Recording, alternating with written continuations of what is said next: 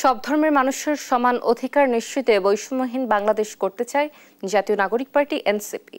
রোববার রাতে জামালপুরে হযরত শাহ জামাল এর মাজার জিয়ারত ও প্রায় 400 বছরের প্রাচীন দয়াময়ী মন্দির পরিদর্শন শেষে সনাতন ধর্মাবলম্বীদের সঙ্গে মতবিনিময় সভায় এসব কথা বলেন এনসিপির আহ্বায়ক নাহিদ ইসলাম। বলেন, গত 54 বছরে বাংলাদেশে বৈষম্য রয়েছে, সমান অধিকার, মুক্তিযুদ্ধের সাম্য ও ন্যায় বিচার নিশ্চিত হয়নি। তরুণ প্রজন্ম নতুন বাংলাদেশের সবার অধিকার নিশ্চিত করতে চায়।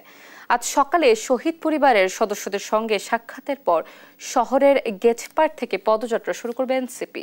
পরে ফৌজদারি মোড়ে পথসভা হবে। দুপুরে ময়মনসিংহের উদ্দেশ্যে রওনা দেবেন নেতারা।